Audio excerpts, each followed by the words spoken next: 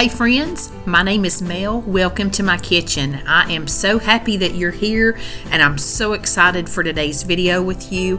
I've got some delicious meals and a dessert that you are going to love. So let's jump right into it.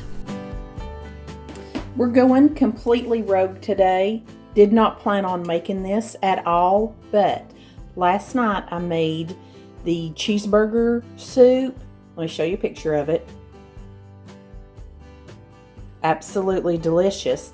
So then when I got on Pinterest this morning, it showed me a chicken bacon ranch soup, and I know it's going to be delicious. And I had all of this here. I'll tell you what we're putting in as we go.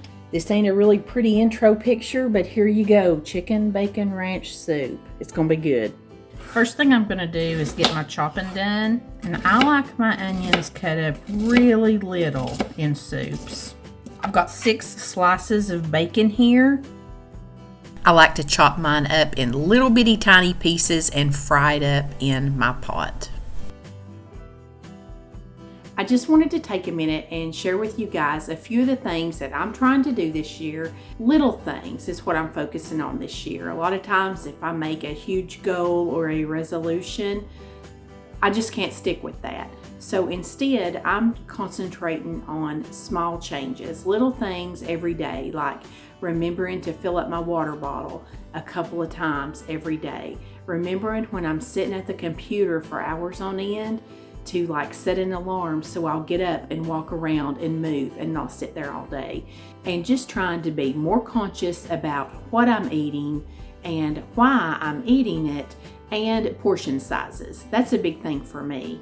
And I'm also trying to remember to take my vitamins every single day. And I'd like to thank Ritual for sponsoring today's video, and they are giving me a lot of help in this department. No matter how balanced your diet is, some nutrients are hard to get enough of from food alone. I take the Essential for Women 50 Plus, and it was designed to fill common dietary nutrient gaps and support foundational health with 8 key nutrients to support brain health, bone health, blood building, and antioxidant support, all in just 2 daily capsules. And it's backed by the first visible supply chain of its kind, so you can know where the labeled ingredients come from and why they're there. I feel confident in taking Ritual knowing that it is non-GMO project verified, USP verified, and backed by a university-led clinical study. And it's also vegan-friendly, gluten-free, and major allergen-free, and it doesn't contain any extra and artificial colorants. Ritual goes above and beyond the industry standard, seeking the most rigorous certifications and testing every batch of products for heavy metals, microbes, and allergens. And can I just tell you how much I love that they have a soft minty scent when I open the bottle. And I love the convenience of Ritual. It's delivered straight to my door, so I don't have to worry about running low. If you don't love your Ritual after 30 days, they refund your money with no questions asked. Start a daily ritual that you can feel good about too. Ritual has a great offer for us. They're giving you 20% off during your first month. Just visit ritual.com/kitchen20, use the code kitchen20 and start today. Be sure and check out Ritual and the special offer. I'll have everything linked below in the description box for you. And thank you, Ritual, for sponsoring today's video. We're just going to remove our bacon once we get it nice and crispy. And now we're going to saute our onions up for about 3 or 4 minutes in this bacon grease. Shouldn't take long for these to get cooked up here and softened. And if you watched last week's video with the cheeseburger soup, it's a lot of the same steps, you know. Soup is soup. But it's good. These are looking good and soft now, so I'm just going to put in a little bit of garlic. I'm also going to put in 2 tablespoons of flour. Making a little roux here, and you do need to make sure your flour gets, cooked a couple minutes. You want to cook that raw flour taste out of it. That is looking perfect. So I am going to take 4 cups of chicken broth. That's one of these big 32-ounce containers. And I'm just going to whisk this in. I'm also going to be putting in a tablespoon of ranch dry seasoning. This one right here, I got at Aldi, and I'm really enjoying it. It's used it in a couple recipes, and it's really good. I'm going to cut my heat up just a little bit. Once this comes up to a boil, she says to take about 1.5 cups of rotini pasta. But I have this baggie here of bow tie pasta. This is probably about 1.5 cups. Today, you're just getting raw, real, everyday cooking. Didn't plan to make this, but you know, I've missed just bringing yins in here and showing yins the things that I decide to throw in at the last minute, because you know we eat dinner more than a couple times a week. And I have cut back to showing on some of my videos just a meal or two. I'm going to turn this down just a smidgen, and I'm going to put a lid on this, let it vent just a little bit, and cook it about 10 minutes. I'm supposed to put in an 8-ounce block of cream cheese. Well, I have a block here that I just used about 3 ounces out of. So I'm going to put it in here. So I'm putting in about 5 ounces of cream cheese. At this point, you put in 2 cups of cooked chicken. You could use canned chicken. You could use a rotisserie chicken. You could use chicken that you've just cooked up. I actually had some chicken in the freezer, and it's not hardly all the way thawed out yet, but that is okay. I cook chicken in the crock pot just about every week or every other week. Whatever I don't use out of it, I'll just bag it up and put it in the freezer for such a time as this. And like this little soup here, because I do have my freezer pretty well stocked and my pantry decently stocked, you know, I can do things on the fly like that. And this is going to be a nice thick soup, which I like. And I almost forgot, you want to add most of your bacon in here. You just want to save a little bit to put on the top. Oh, this is looking so pretty. All right, let's just give that just a couple more minutes with the lid on, and I think it's going to be about ready. This little soup came together so quick. Now, I did not have any fresh spinach in the refrigerator, but I have some frozen spinach. I love spinach and stuff. I love greens. I love all that. Oh yes, I'm glad we did that. That makes it really pretty. Let's give it just a minute. Then I'll plate it up.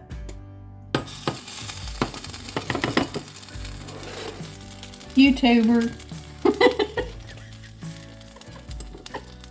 I ain't even gonna clean it up. If I was feeling real bougie today, I'd clean that up and redo this. But here, we'll just hide it. And here comes your aesthetic soup ladling.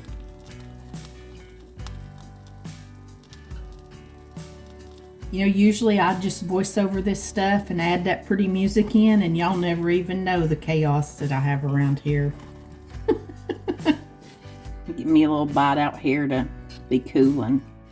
Oh man, that is good. Mine's pretty spinachy, so if you don't like spinach, don't put as much in yours as I've got in mine. But I like it. I think next time I need to put more ranch, because my spinach has overtaken my ranch. It is definitely a winner though. It is colder than I'll get out here today. This tastes delicious.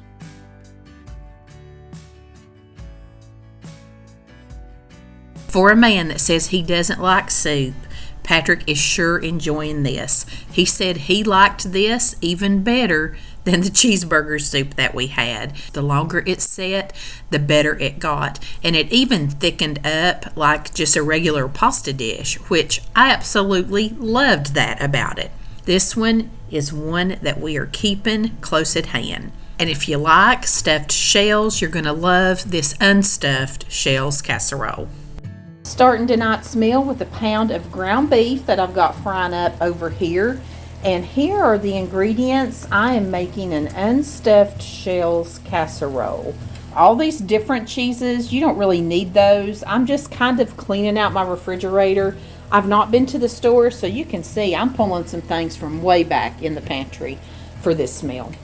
Taking this entire box, a whole pound of little shells. I'm going to boil those up to al dente. My meat's pretty much done.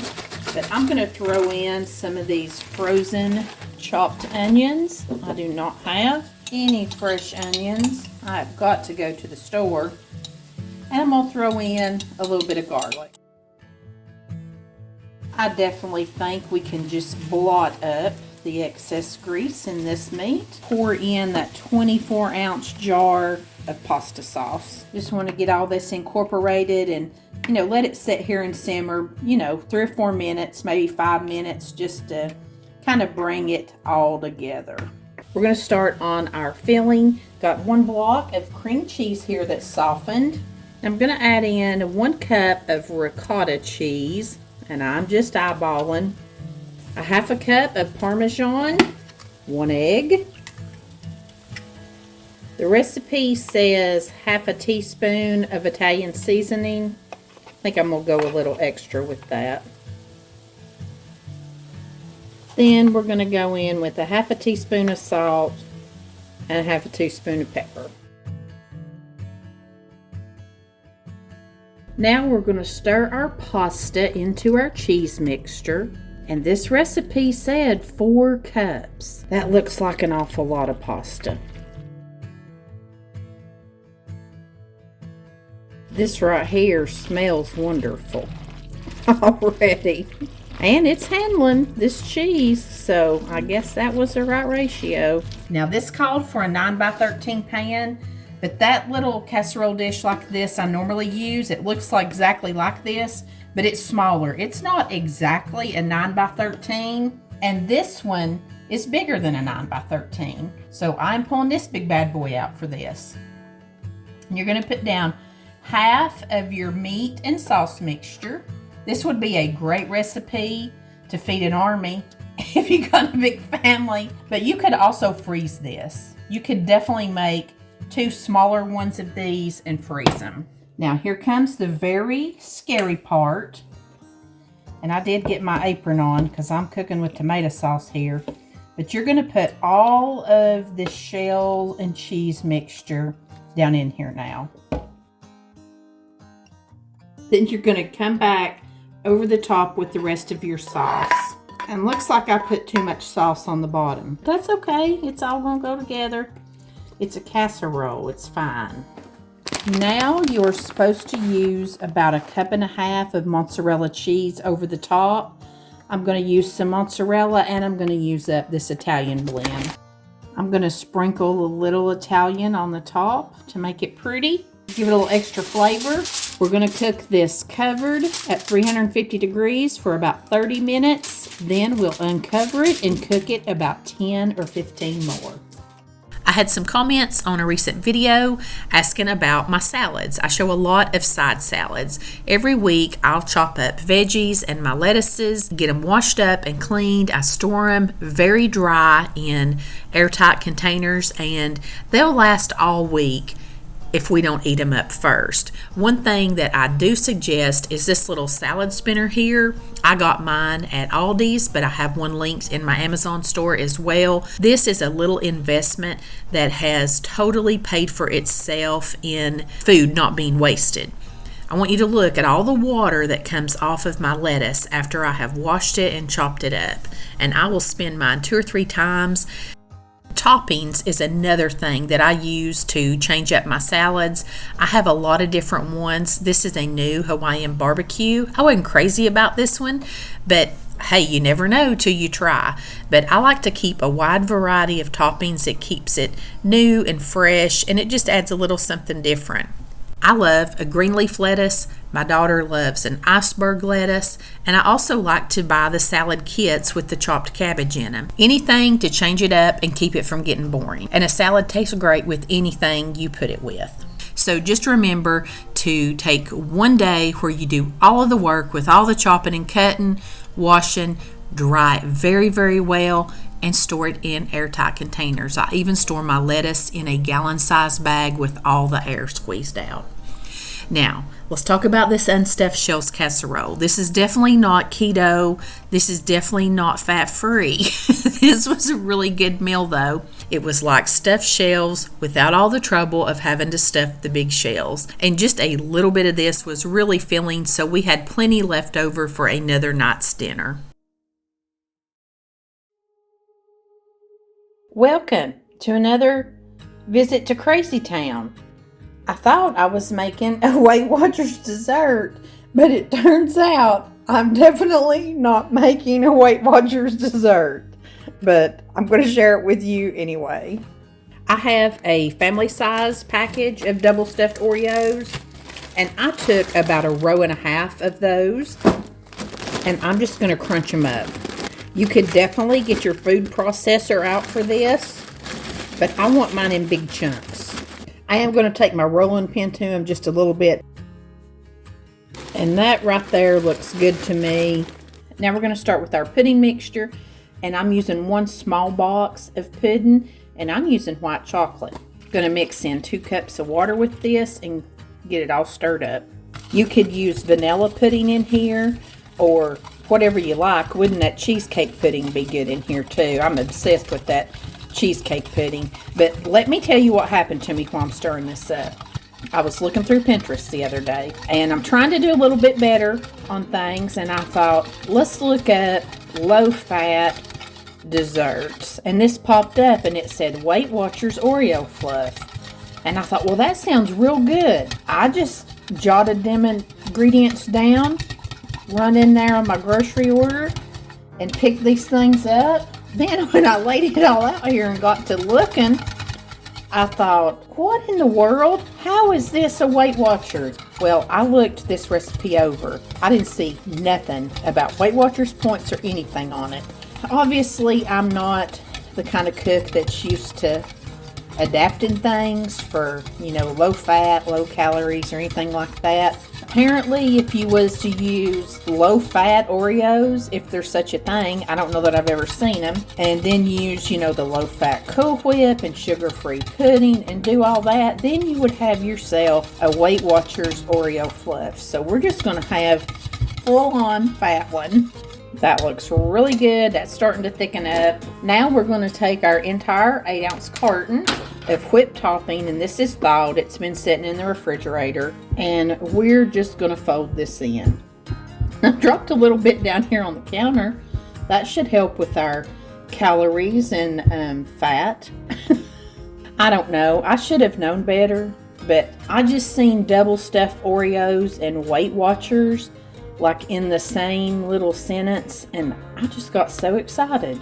I just lost any ounce of common sense that I had. But I'll have to say this title was misleading, and I will leave this recipe linked for you. Now we're going to stir in some of our Oreos, just a little bit left out to put on the top. Oh, that's going to be really pretty. Now this recipe said to put in 2 cups of mini marshmallows. That's probably not 2 cups, but let's just stir it in and see what happens. The other recipes didn't have anything about marshmallows in them. The Weight Watchers ones. I just feel so lied to and betrayed. Now I'm going to take these last little pieces of Oreo and just sprinkle them over the top.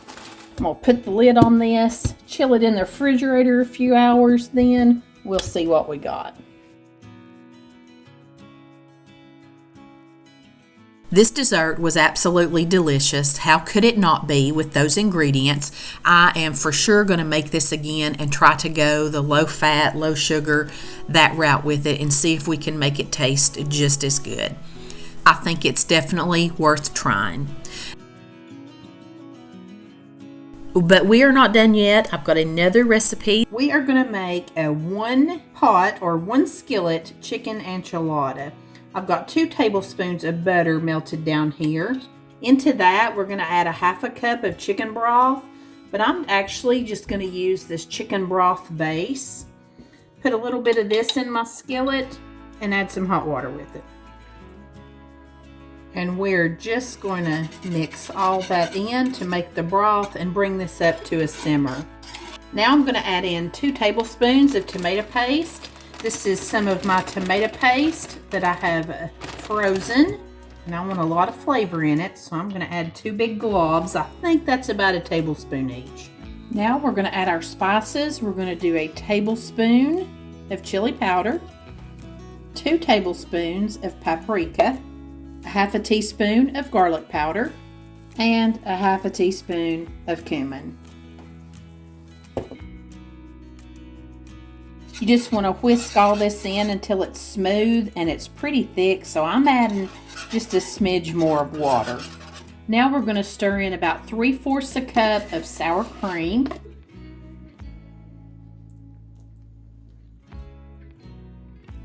Now this is a low-carb enchilada. This is just made in the skillet and it's not served like wrapped up in anything, but you could definitely just eat this on like some of that cauliflower rice. Actually, I'll probably wrap Patrick's up, but I'll probably eat mine on a bed of lettuce with maybe a few tortilla chips and make like a chicken enchilada taco type salad out of it. But this is 1 pot, 1 skillet, which I love, and I love these flavors. I'm trying to find more keto recipes, and I'm just trying to be more mindful about things here and there. But you have to be careful with keto because it's really high fat and calories. So you just can't eat it and then also eat other stuff and think it's going to do anything for you. It's not. We're going to add in about 2 cups of shredded chicken here. This is some that I had made in the crock pot. You could use a rotisserie chicken, canned chicken, anything like that. You just want to stir it around and get it coated. This is a super fast meal because I did already have my chicken done. This is very orange, but it smells very good. Now I'm going to take a little bit of Monterey Jack cheese and I'm just going to put it right over the top. You could definitely hit this under the broiler, melt it and brown it up, but I think I'm just going to do this right here and let it melt. And I'm going to put a little parsley on it just for a little color and stuff. I really need a green onion, but I've still not been to the store. And I could not help myself. I had to have just a little bit of crunchy tortilla chips under mine, and I put some taco sauce on it too, with a little dollop of sour cream too. And it was delicious. It definitely, to me, it needed the crunch since you didn't have it, wrapped up and covered in sauce and cheese. It needed that taco sauce and that crunch. But once I got to eating it, the lettuce actually was really enough crunch even without the chips. So in my book, this one was a win. Learning to change the way that I cook, and I think it's definitely a process, and I'm not going to give up everything that I love. That's just not who I am, but making these small changes that hopefully will just become habit and second nature is something that would help me in the long run. Be sure to check out the description box for the link for Ritual and use the code KITCHEN20 to get 20% off your first month. Thank you so much for being here this week, and as always, I send you love from my kitchen.